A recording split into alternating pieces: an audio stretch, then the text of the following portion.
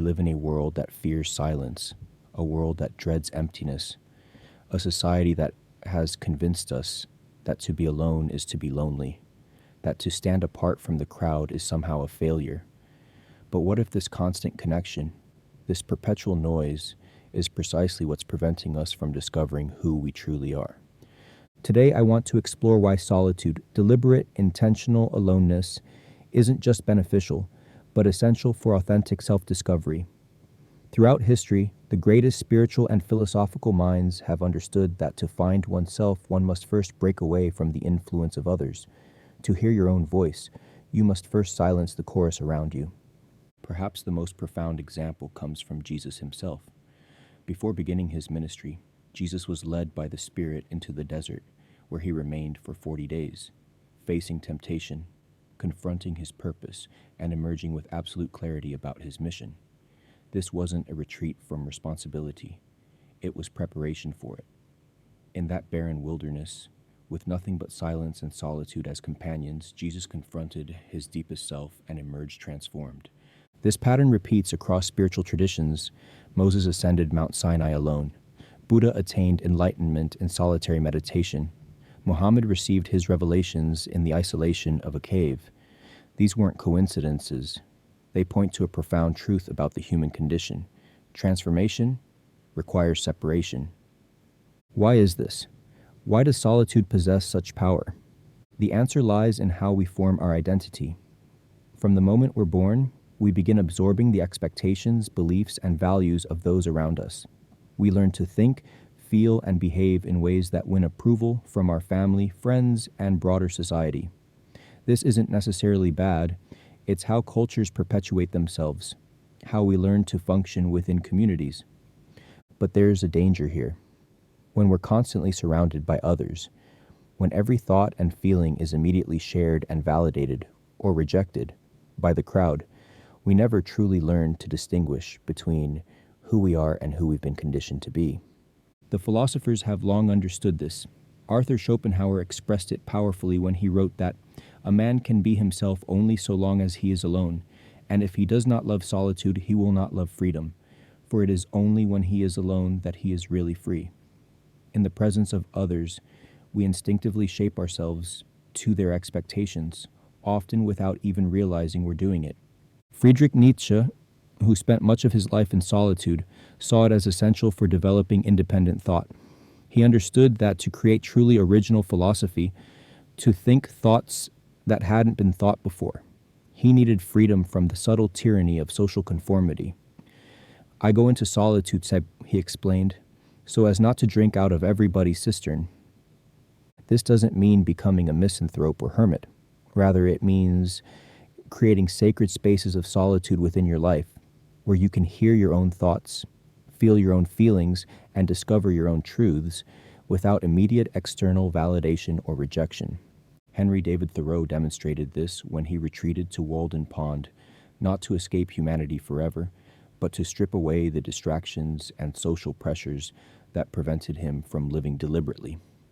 As he famously put it, I went to the woods because I wished to live deliberately, to front only the essential facts of life and see if I could not learn what it had to teach.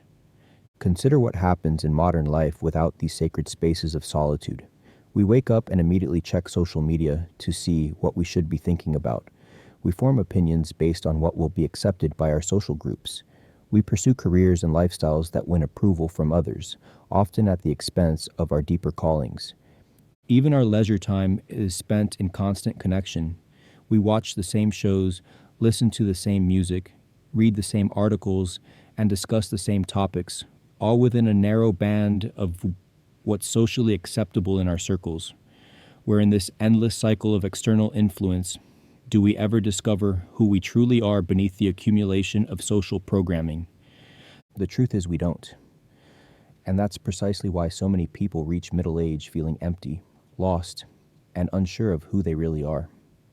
They've spent decades building identities based entirely on external validation, never taking the time to discover what lies beneath when all those external voices go quiet. This isn't just philosophical theory, it's now supported by neuroscience.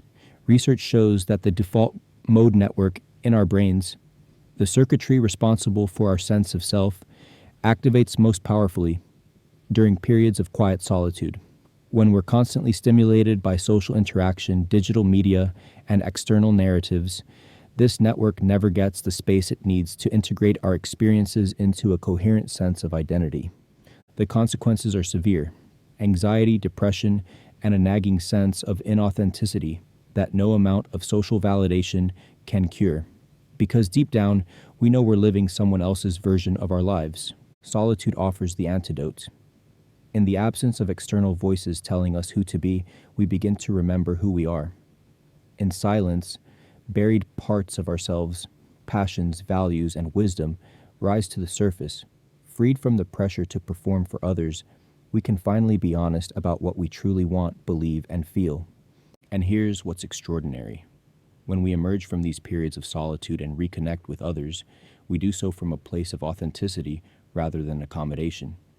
We bring something unique to the world rather than merely reflecting it back. This is the paradox. Genuine connection with others becomes possible only after we've learned to be alone with ourselves. Look at the pattern in the lives of history's most impactful individuals. Martin Luther King Jr. wrote his most powerful speeches in solitude. Einstein developed his groundbreaking theories during solitary walks. Eleanor Roosevelt found her distinctive voice only after periods of deliberate withdrawal from society's expectations. These weren't people who rejected humanity, quite the opposite. They were deeply committed to human flourishing. But they understood that their greatest contributions would come not from echoing what everyone else was saying, but from diving deep into their own unique wells of insight, and this required solitude.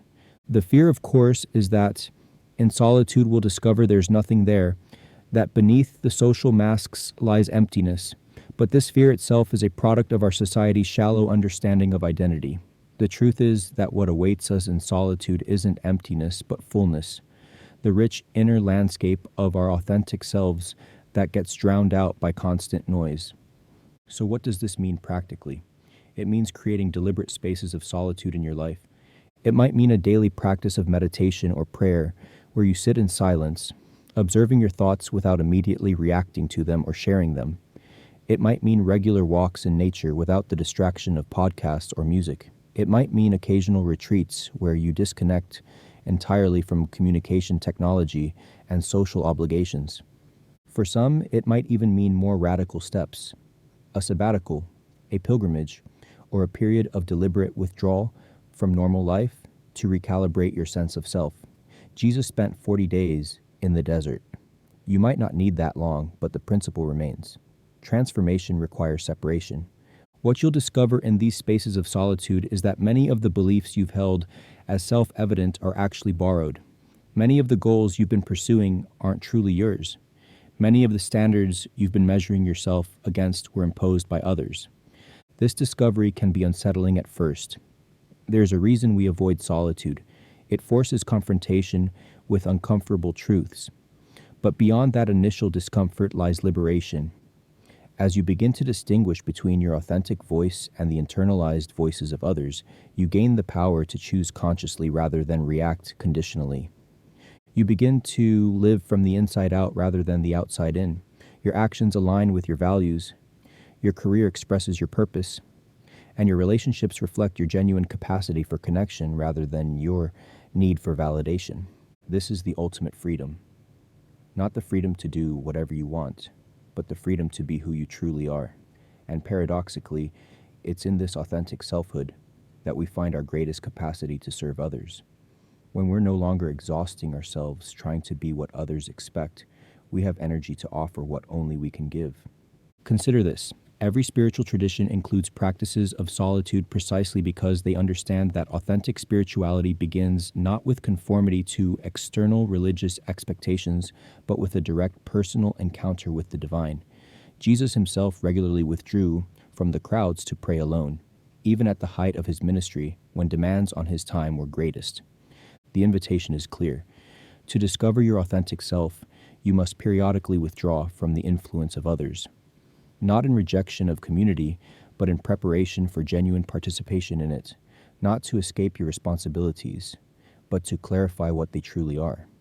In our hyper-connected, constantly validated modern world, this message is more countercultural and more necessary than ever. The noise has never been louder. The pressure to conform has never been more subtle and pervasive, and so the need for deliberate solitude has never been more urgent. The desert awaits, not an empty wasteland, but the fertile ground of self-discovery, where paradoxically, you will find both yourself and your connection to something greater. Like Jesus, you may face temptations there. The temptation to settle for comfort over purpose, to choose popularity over authenticity, to worship success over integrity.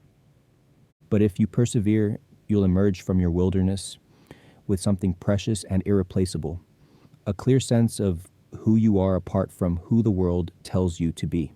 And from that clarity, everything changes. In our community of like-minded seekers, we understand this profound need for solitude and self-discovery. Our Discord offers not just another social space, but resources for those walking this solitary path, guidance from spiritual and philosophical traditions, practices for deepening self-awareness, and a community that honors each person's unique journey rather than pressing for conformity. The paradox is beautiful. By learning to be truly alone, you become capable of genuine connection. By discovering who you are in solitude, you find your authentic place in community. By silencing external voices, you finally hear your own, and it speaks with wisdom, purpose, and power that no amount of social validation could ever provide. The invitation stands. Step away from the noise, enter the wilderness of solitude, and discover the person you were created to be.